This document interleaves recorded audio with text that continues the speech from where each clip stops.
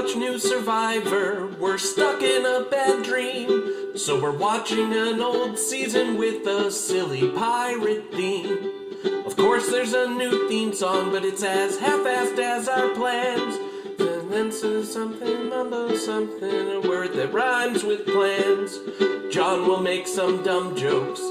Andy likes to yell and curse. Something about some backup host. How could hell be any worse? We'll spend the whole time wishing that our lives were back on track.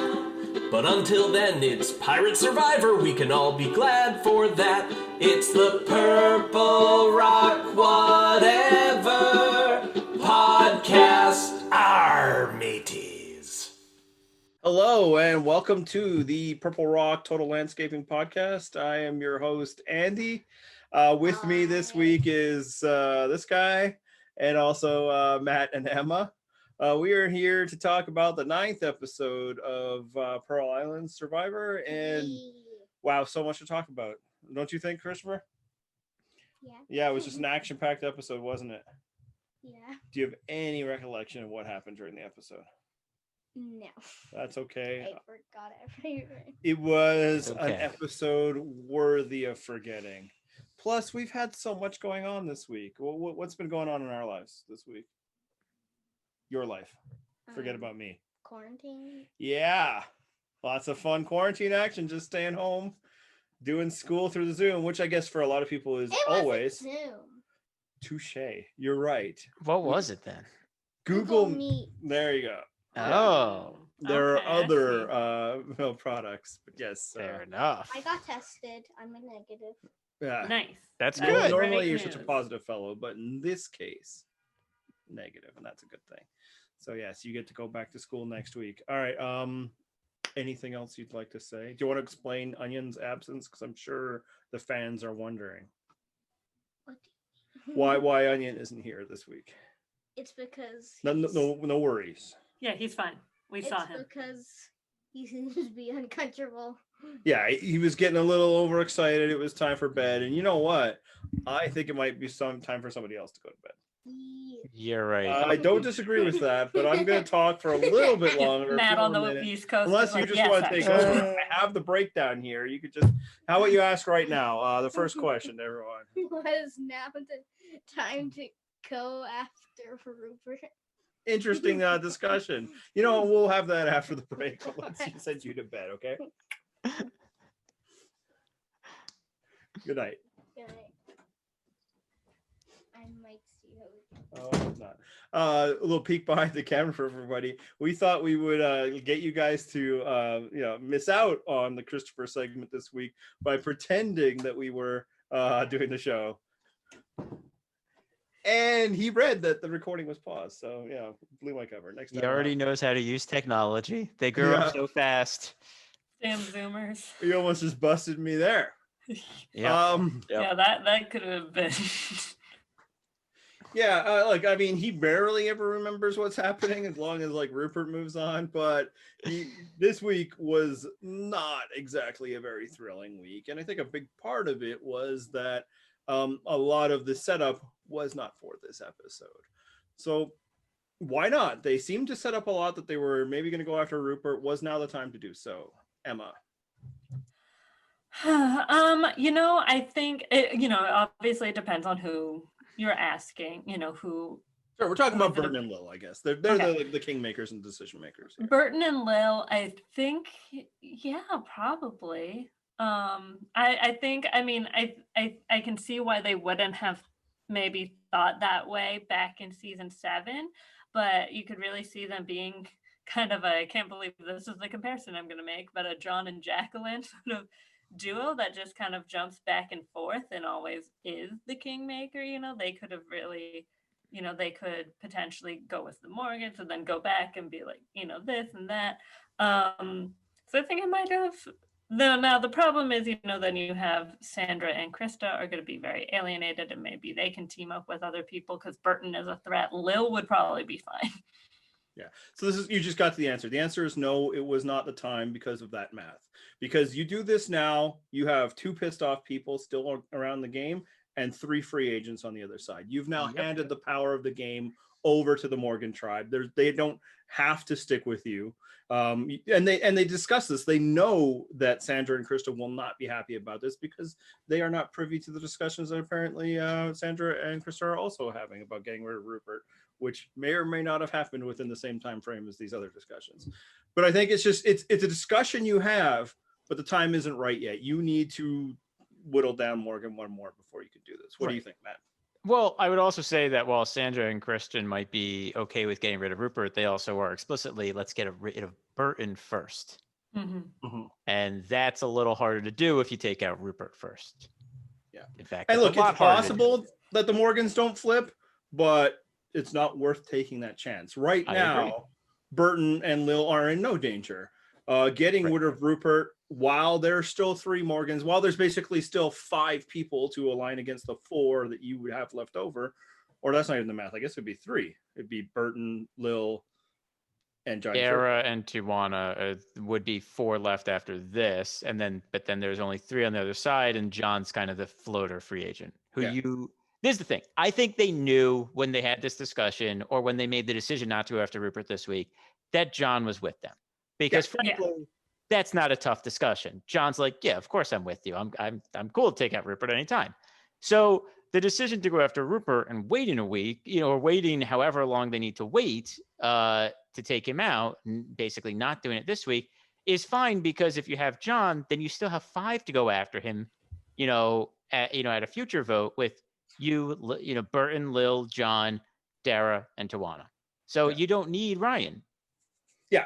That's the big thing. Like, because even if they were to do it next week, it could still be a 4-on-3 situation, but then you just hustle. You got to get the 2. Whereas here, you're handing the power over to Morgan, and it kind of goes to like Ryno's attempts to save himself was always he approached Burton, but the whole time he was all like, "Join my superior numbers," and that was kind of the whole thing. You needed to do this in a way that there was going to be no party bigger than the 3 that you have. There might be one, that could form to become that, but it would then be a 3-2-2 rather than a 3-3-2. Right. So I think it's all right. And I think, unlike Trish a couple of weeks ago, this is a move that you discuss in advance. You don't necessarily do it right after the challenge, 2 hours before tribal council. So it's definitely worth discuss it with people you trust to not go blabbing it to Rupert. Yes. So. But yeah, sometimes big moves like this, you need to wait for the right time. That doesn't mean drag your feet. It also means that you sometimes need to test the waters and wait a bit. So I think they did the right thing. It just wasn't the time yet, just because of the unstable element of Sandra and Krista. So with that in mind, that they had already made that decision before the challenge, right? They knew they weren't going after Rupert. I mean, if they 100%. didn't, they played the challenge really badly. Oh yeah, I mean, then they'd be real idiots. Like they'd be like Nicaragua or Gabon level idiots. Yeah, so you gotta, I mean, that's the thing. I think even more so is, obviously, I mean, by the end of the challenge, Rupert's not going home, but during the challenge that, okay, that's not the plan, and they're going after Ryno because they just decimate him. Yeah. Well, more than that, I think they threw it to give Rupert the win. Like, I don't even think they just decided that, like, we don't care if he wins immunity. I think they were giving him immunity. Very few people attacked him other than basically his own. Sandra, I think, was the first person to put it in there. And just to be, almost to be sassy about it. But yeah, I think it was more of it. Okay, well, we're not going to go after Rupert this time. Let's make him feel good and comfortable. Let's let him win this immunity. Nobody, show any cards in this scenario. Yep. Which I think is wise. Yeah, no, I've the past two episodes, I've been impressed with Burton. It's actually helped because when he went out like a sucker, I always remembered that he went out like a sucker, right? But I still remembered him as kind of a more savvy game player, but not just going out when he did, but in the episodes before where, they're drinking coconut in front of everybody else and he's just being a dick all the time. I'm like, this guy isn't any good. The time away at the hotel really helped clear his head because the way he's played the past 2 episodes has been impressive. I agree.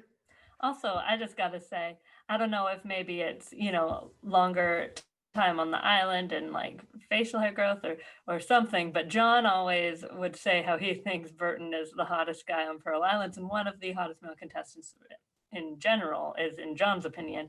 Obviously, we know that's Chris Underwood. But when watching the beginning, I was just like, I mean, you know, I get it, you know, he's but like, oh, he's obviously fine. a handsome man, but whatever. Right.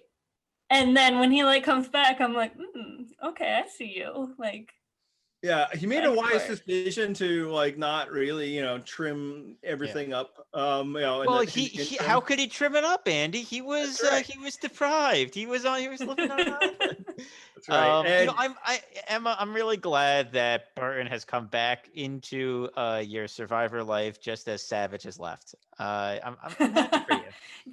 that is important. Yeah. yeah. I mean, if I have to deal with this Krista crush going on the whole time, but still personally don't see it, but whatever, you know, whatever. People could say that about employees, so it's fine. Yeah, so I'm enjoying that aspect of the show. That's good. Yeah. It's good. And maybe it also helps. I mean, I think a lot of it is just, you know, your standard island hotness. But, you know, again, he doesn't seem like a dumbass douchebag now. Right, he's not being like a bully anymore. Yeah. He seems, you know, very calm and, you know, he's just, you know, describing his relationship with Lil and working that and like, you know, very patient with everything. And it's like, yeah, so it's you don't have to feel bad about also it. But yeah, I agree. You know, I think maybe slimmed down a bit or yeah, because he came in with a beard, right? Anyway, but it's just I can't even remember. You know, dude, that was like weeks ago. Which in 2020 timeline is like already a good solid like couple months ago. A year. Yeah.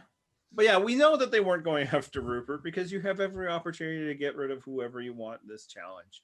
Yeah. Which is why that they should not do this challenge for immunity, right? Yeah, it's dumb. It's complete bullshit. How they didn't learn that lesson in Marquesas. I mean, I guess I know like how in they Marquesas, right? But it's like you should, you know, it's so results oriented because you shouldn't look at how the vote went. You should look at how Sean was eliminated immediately. Yeah. Despite getting all his questions right that he was able to answer. Yeah. Yeah. Right. Like even just in that front, like for reward, it's not that big of a deal, but like where you really can't do anything, like you can get stuff right, but you can't defend yourself in any way is just like not great for immunity because there's just like such little power there. And you still, as we've seen, you still get the like dynamic stuff showing up when you do it in reward. So yeah, unless, you know, many years later, San Juan del Sur, where they basically refuse to participate till Jeff. But even then, you kind of get, you know, like you see that this group is so entrenched, you know, together. Yeah. Ultimately, I think, yeah, just the challenge has run its course. But yeah, no, like it was patently unfair in Marquesa, except that it also turned the entire season around and like, you know, harkened like a brand new like era of Survivor when it happens. I could see them be like, oh no, that's the lesson. And we're going to do that again. You know, it might look like everything is set, but maybe we'll show them something. And yeah, all it did is the person who needs immunity the most has no shot at getting it whatsoever. And you have an episode just completely devoid of drama. Yeah. If they had done it for reward, Rupert would have won it, and he would have gotten his decision. And I gotta say, like I didn't remember how this particular reward went. Yeah, I think that's probably going to be. Who knew there was so much San Juan del Sur energy in Pearl Islands?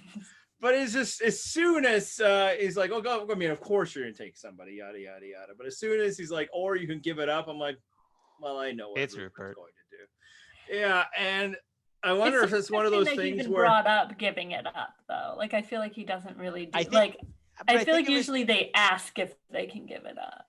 I think it's because it followed on right after Burton had given up immunity to Rupert. So I think Jeff was just like, you can give it up because you can give anything up at this, you know, right now. So like, I think that's what. And I wonder when like, or at least as far as we see, but we don't see the whole explanation. It wasn't really made clear that by when he gives it up, that means he fully gives it up. It means, just suddenly now Burton can't choose Rupert either. But yeah, as soon as Jeff does that, I'm like, of course. So, like, that's just catnip to Rupert, right? Another opportunity to portray himself as the honorable martyr. And what a fucking yets. Like, it's just so dumb. You can accomplish what you're trying to accomplish by taking Burton. And instead, he gives it up to Burton. And then he tells Burton to take Lil. Was that a good idea or not?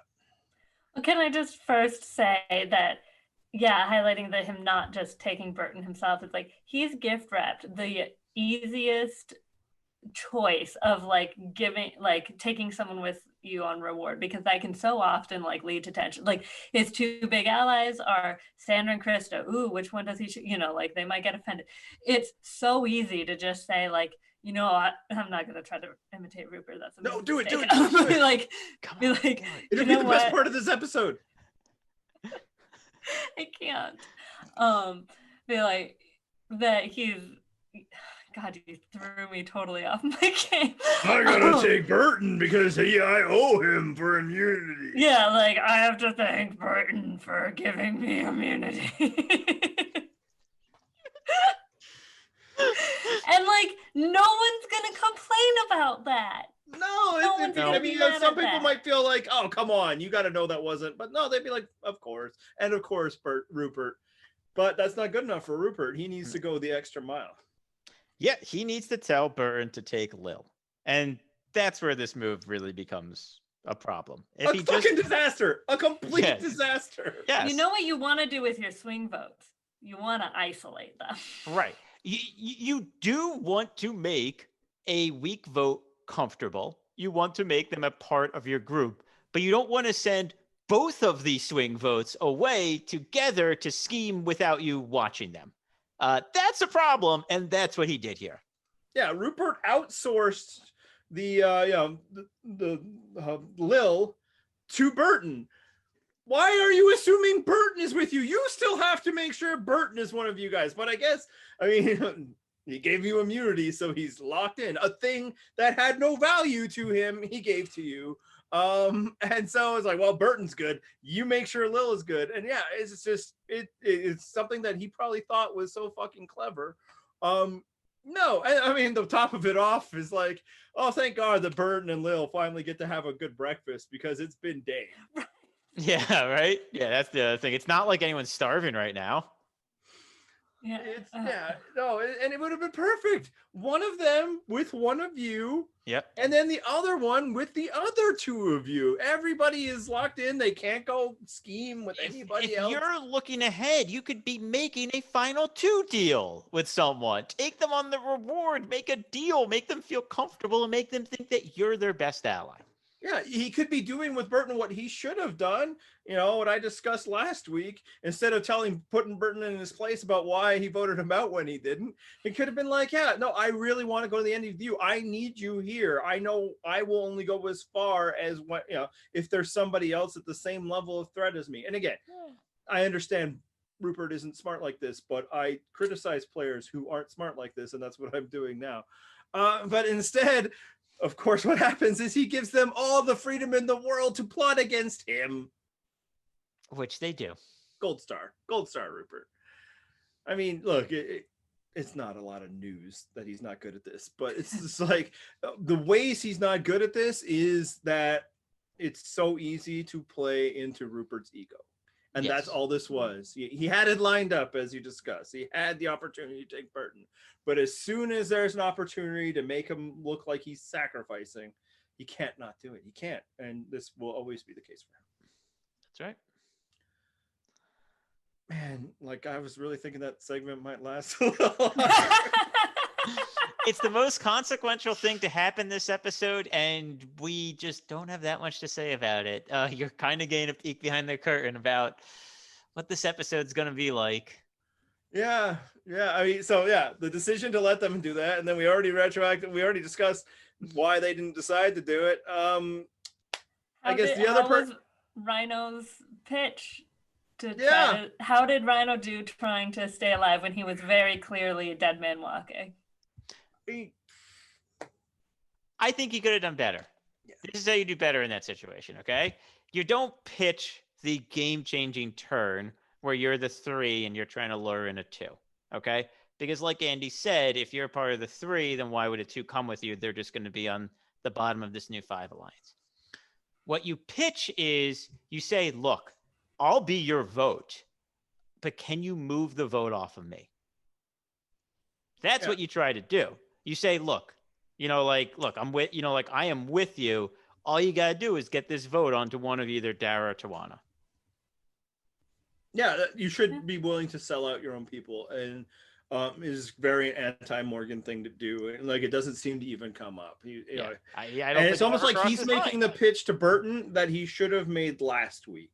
Yep. I was honestly almost surprised, just speaking of not a Morgan thing to do, that Dara and Tawana actually do vote Ryno. Like, they recognize there's nothing, they can do. Like, that's more than we've seen from Ryno or Savage. So well, even more than that, like Tawana is the first person to put a coconut on Ryno's she recognized where the wind's blowing right away. Well, and I think also, though, what's especially interesting, because when we were watching it, that question was raised, why would she do that when that's her ally, is not only that is that where the wind's blowing, but if he wins that immunity, then who are they going to vote for?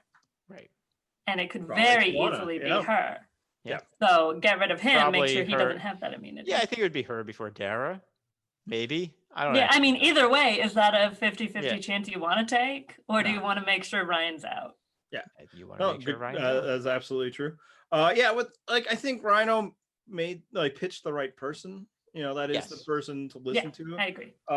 But yeah, I think another problem is it was too long term. Hey, get with us and we'll be, the final 5. Yeah, and again, exactly. Ryno Ryno just need to survive this vote. That's and that forget even just selling out to Dara or Tawana. You can say hey, if that's what you want to do, but it's like, hey, this Rupert guy is really dangerous. Like, he's going to beat any of us. So I'll vote for him. If you want, I'll be, I will help you, Burton, in whatever way you think is best. You're not coming to my plan. Just, hey, how about I let you be in your plan? And we bros need to stick together. If they take out me, you're next. Like, he did have that part of the pitch. Yeah. But just about this vote, one vote only. Now, ultimately, would it have worked? Probably not. But he did not make the best pitch.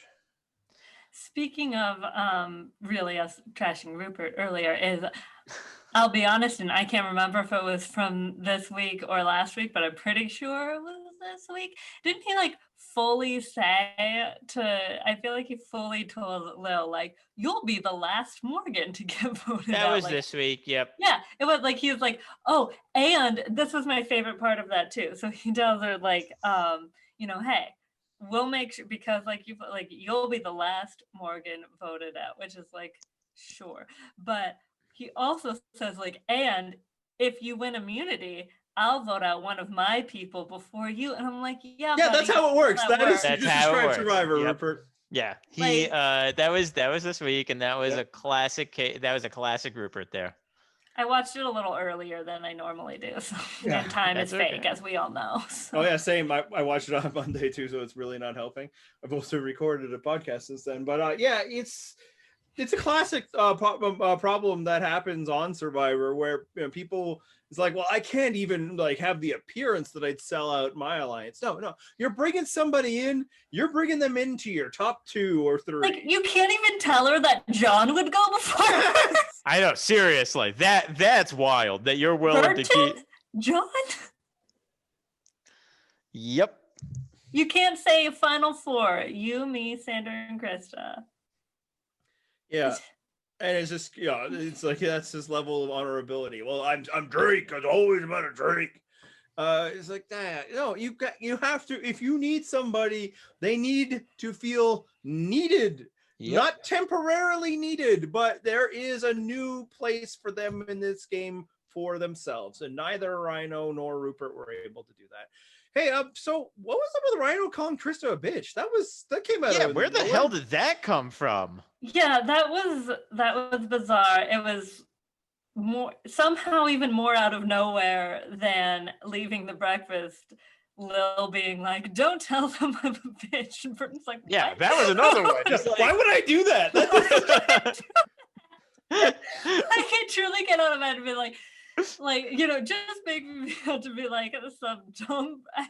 Like, just tell them I'm a dumb broad. Don't tell them I'm a bitch. Like, Yeah, like no, I was fully prepared to tell them that you were a whiny weirdo, but that bitch What? doesn't even help me. who would even be like, "Oh yeah, that sounds right. I believe your story." That's exactly how I think of Lil. What? No. I mean, apparently Ryno, like, cause again, like he has this golden boy, nice guy edit, and then like the last thing he says is just. Yep, there's throwing only away that thing- goodwill that he had earned through the rest of the episodes to this point, just whoop, out the window. The only thing I can think of, and this doesn't like excuse it, but just because it seems so out of nowhere, it's like, where is this even coming from? The only thing I can think of is, we did see Krista in confessional and stuff being the one really talking about how the Morgans don't work as hard and stuff. And we heard that more from her really than even like a Rupert or something. And so all I could think of is maybe she said a lot more at camp than we saw and was like maybe even kind of rude about it. But like still, you gotta know what you don't have to be an apologist leave here. It's I really think that's not a good look for you. Fuck off. No, I mean, I agree. There's stuff that we're not seeing, right? Clearly, like, I think Krista is bothering people in ways that we're not seeing because we're not seeing actually much of Krista. I actually thought I remembered her being a bigger character. She's never been a discussion. I'll tell you, she's apparently a bigger character in this household. Yeah, I mean, maybe it's just and now because. Like they threw a challenge to get rid of her earlier. Like apparently she is rubbing people the wrong way. And of course, I think probably the other thing we're not seeing is maybe Ryno's more of a dick than we ever knew. Because again, like there's some real vitriol in this vote. And it's like, that's okay. Like, did she come up to him and tell him that he's the one going? And there wasn't like it was just like, maybe I wouldn't have put that in the edit. Like I would have found like a. Yeah, I would have found somebody to not include that. Maybe Ryno was just kept in line by Savage all this time. And then Savage goes and just, the inner Savage is like, we respect women. That's what I'm saying, Yeah, Savage is the only reason no one was looking at Dara in the shower besides the cameraman. That's right. Man, and I said cameraman in this instance. I mean, emphasis. This wasn't you just using the gender specific thing wrong. No, they're men. Yeah. Pretty confident. Yeah. I've never heard otherwise, at least in terms of camera operators. I believe there might be two female producers. One, I don't know, but yeah. Anyway, sure I'm surprised we got that much talk out of that segment. We're doing this. All right. Well, let's keep it rolling with this momentum we're building. Let's get to the new weekly segment. Did Lil suck this week? Matt, this is your baby. What do we think? Did Lil suck this week? I'm gonna go with though it's a weak yes. This is not Austin level suck. Let's be honest here. This is not Austin level suck. But then again, she was calling herself a bitch, and that was like that was kind of sucky to do. Well, you didn't have to do that. So that's right. The rampant misogyny of Scout. That's what I'm saying. I got problems with that, Lil. I don't endorse that. Internalized misogyny is a real bitch. Bang. But what do you think, Emma? So sorry. Nothing matters anymore. You're not. This is great podcasting.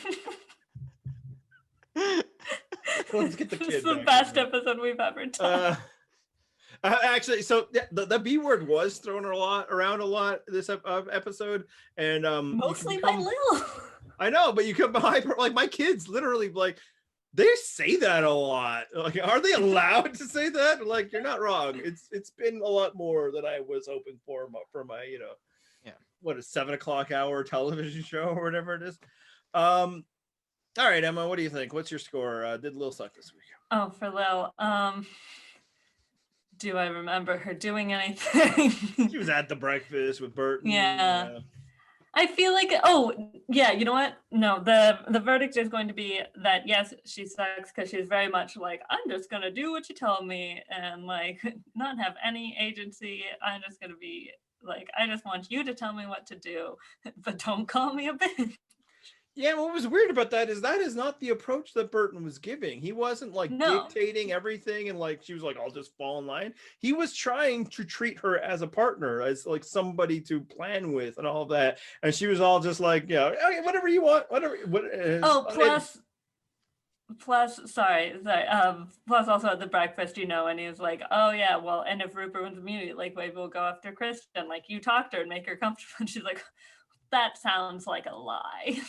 Yeah, that was the real moment. He's like, I know, Lil, we talked about this, and she's like, I'm not comfortable with that. And you just be like, oh. Yeah. Oh, During that, my husband was like, then why are you on Survivor? Like he, again, who does not watch the show, just listens to me talk about it. It's like, yep. what? Like imagine playing like Mafia with someone who's like, well, if you ask me if I'm in the Mafia, I'm gonna have to tell you. Are you in the Mafia? Oh yeah, of course I am. Yeah, and I mean, a lot of this obviously stems from Lil is just over the moon that somebody actually wants to be around her, like in this game.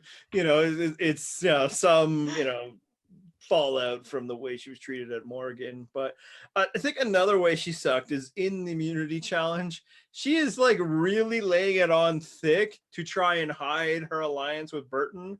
Like she put 2 rocks or 2 coconuts in both times, like, oh well, this is for when we were at breakfast. Like, Lil, no one cares. Like, you don't have to go this far to fool everybody, to keep your alliance on the down low.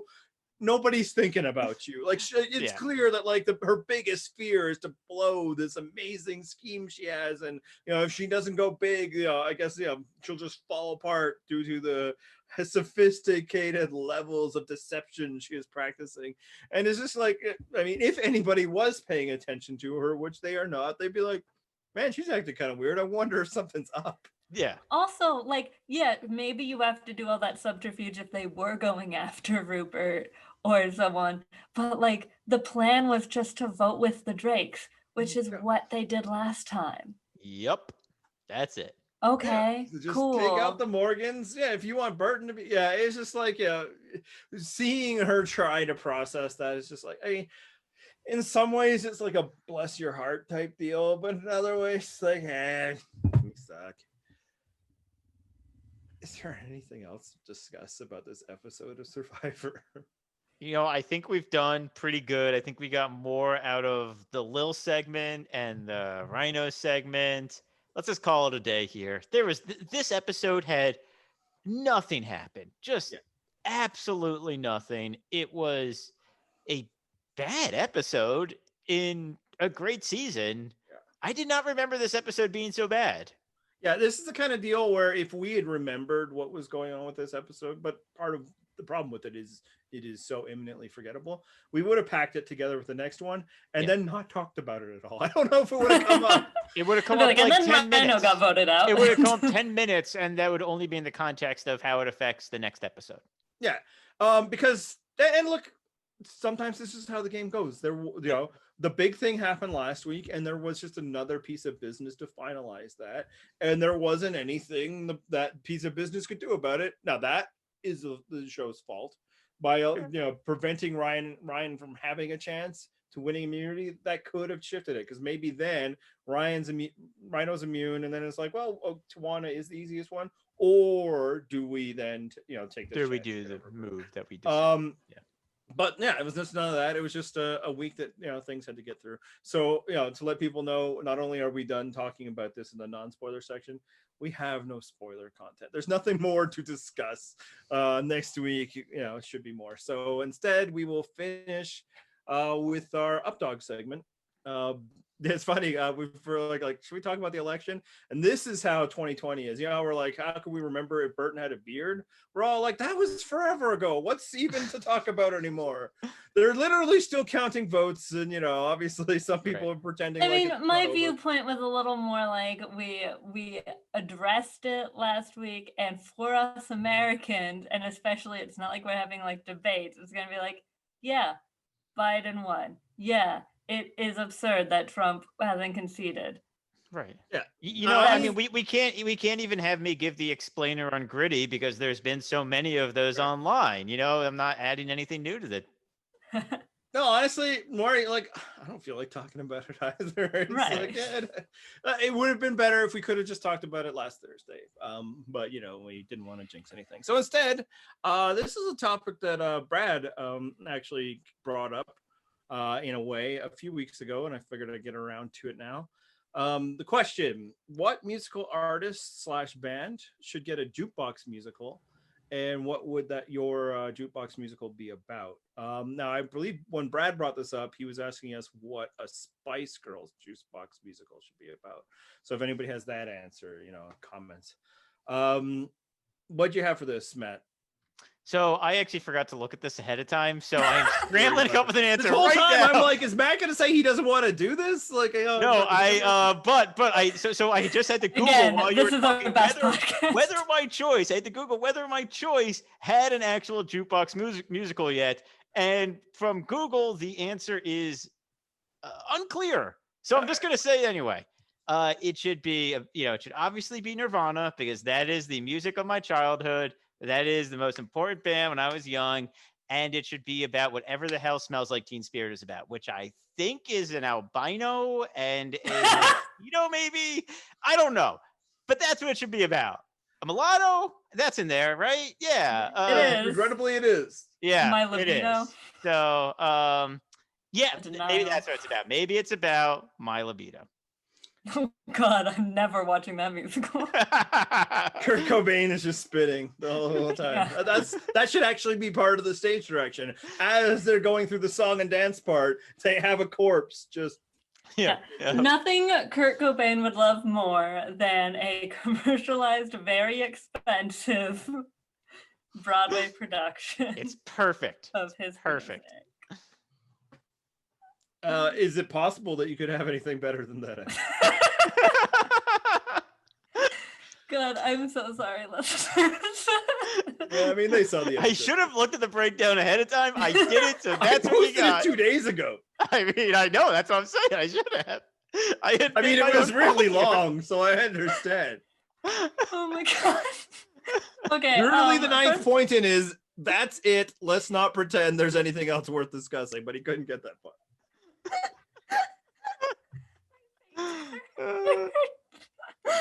Okay. Whew. First of all, despite being the one who's most likely to have the Spice Girls info, I don't. I never owned a Spice Girls album. I know their singles, and I've seen Spice World at like slumber parties, but that just wasn't the group that I like owned albums to. First of all, I will say that I reject the premise of the question because I think jukebox musicals are bad. Yeah, I agree on that. I mean, I'll still answer. I just want to. I have a whole thing. Like, if you're just like a straight up jukebox, something like Moulin Rouge, where it's like a pure jukebox and you're taking songs from whatever, sure, that's fine. But when you're taking down to a specific artist, anything but Mamma Mia, Here We Go Again, and I mean the second one, not the first one, not really worth it because it's never. Like, unless you have a concept album, like, you're just cramming it. Like, maybe it's like, oh, this kind of fits in the story, and you're, like, shoving it in there, and it doesn't really work. Like, I haven't seen American Idiot, but I could at least see where that could maybe work, because it's sort of a concept album. But, like, I mean, honestly, when you're just just bring taking... back the rock opera, then. Yeah, sure, fuck it. And yeah, in fact, my answer will be the very obscure emo band Forgive Durden had a concept album with a lot of guest stars. Let's make it a Broadway play. No one would see it. Yeah, I gotta say, with Matt saying if it's a single album, that's a rock opera. It's not a Right. jukebox. Right. Yeah. That's just Tommy. That is, I mean, that's Tommy. That's whatever. So due to the inherent flaw in the jukebox system, you want someone who has a lot of songs. You want someone who has, a lot of like stories in their song and not general.